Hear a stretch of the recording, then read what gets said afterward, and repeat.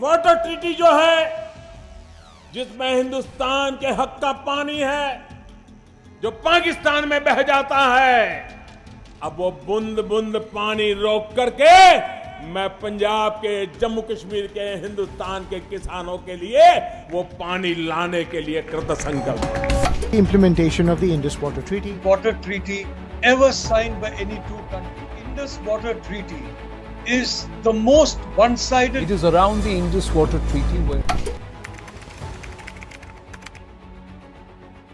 the Indus Basin is a crucial river system in the South Asia, comprising the Indus River and its various tributaries. In 1960, India and Pakistan signed the Indus Water Treaty with the help of the World Bank to manage and allocate water from the 6 rivers of the Indus River system.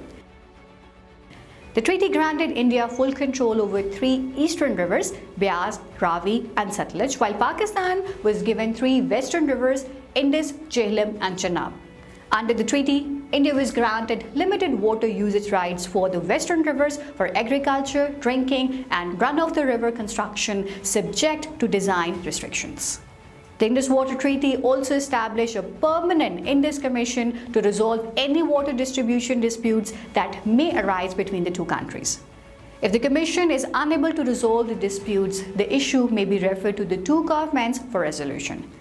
In case of the failure to resolve the issue at the government level, World Bank may be called in to resolve the dispute related to the Indus Water Treaty.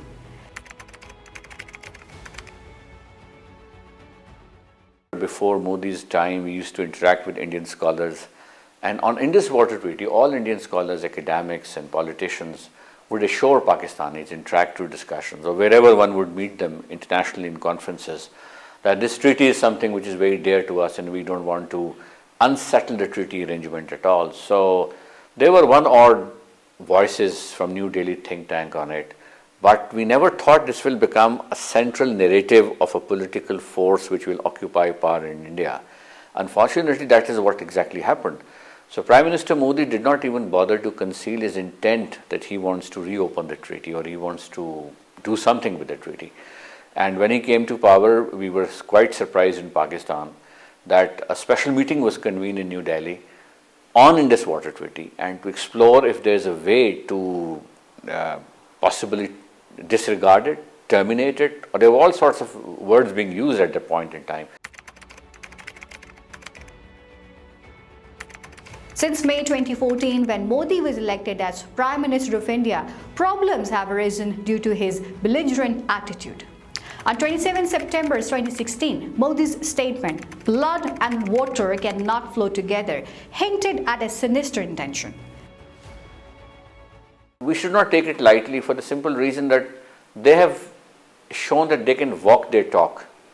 In case of Article 370, we never thought that they will be making an effort and actually do it and completely erase it from the Constitution or its effect, including Article 35A. And whenever we used to have this discussion, again we were being assured that Article 370, nothing will happen to it and you need not worry about it. But then it happened. So I would be on a cautious mode unless situation improves bilaterally on a friendly note. Till such time that doesn't happen, I will be cautious. I will take notice of all developments from the Indian side. I will evaluate them, the legal and strategic impact on Pakistan, and I would want to prepare for an eventuality. India has sent a notice to Pakistan proposing a modification of the Indus Water Treaty and has requested a response within 90 days. However, the treaty does not allow for the unilateral modification and both parties must agree to amend it or terminate it through a stand-alone treaty. I think there is no legal provision for that as such, of 90 days particularly.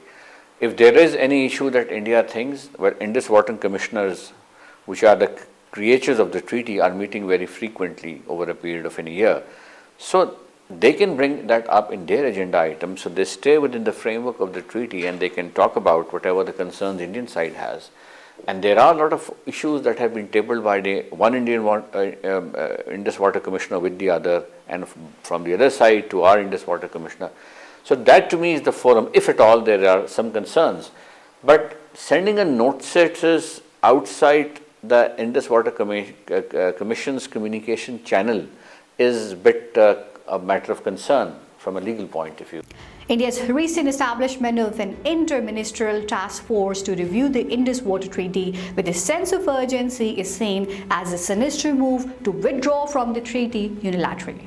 Given India's track record of disregarding the bilateral mechanisms and making unilateral decisions, such issues cannot be resolved through the bilateral means.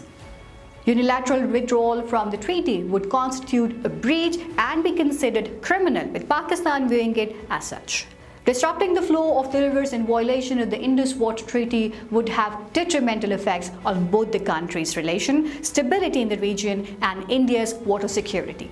Pakistan objects only when India violates the Indus Water Treaty provisions that both the countries have agreed upon, and these objections are based on the rule of law and treaty provisions.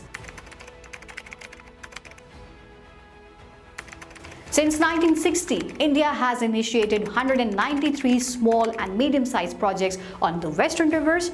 Of these, 53 have been completed, with Pakistan raising objections to only 6 of them. Disputes on 5 of these projects have been settled, while the Kishan Ganga project has been referred to the World Bank. Currently, 37 projects are under construction, with Pakistan raising objections to only 5 of them. Only Rattle has been referred to World Bank. However, India has provided limited information on the design specifications of the 103 projects it plans to construct. India is also a lower riparian country that relies heavily on water from the major rivers, such as the Ganges and the Brahmaputra. Nearly half of India's water supply, a staggering 48%, comes directly from its major neighboring country. In case of any violation of the Indus Water Treaty or international water laws applicable to the lower riparian countries, upper riparian countries may also find a pretext to divert water from India's rivers, leading to a significant risk to India's water security. Both the countries must uphold the treaty's provisions and work towards the effective water management and cooperation to ensure the equitable sharing of the water resources. Any unilateral withdrawal by India from this treaty would severely damage India's reputation as a law-abiding country, causing significant harm to its stature and reliability.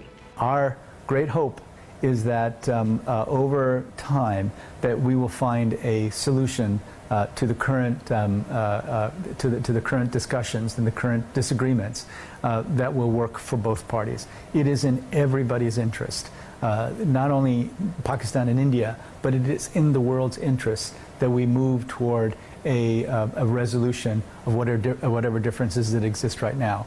Furthermore, such a withdrawal would have far-reaching negative consequences for the region, not just for the bilateral relations between the two countries, which can lead to any situation. The Indus Water Treaty is a binding agreement that has played a vital role in maintaining peace and stability between India and Pakistan.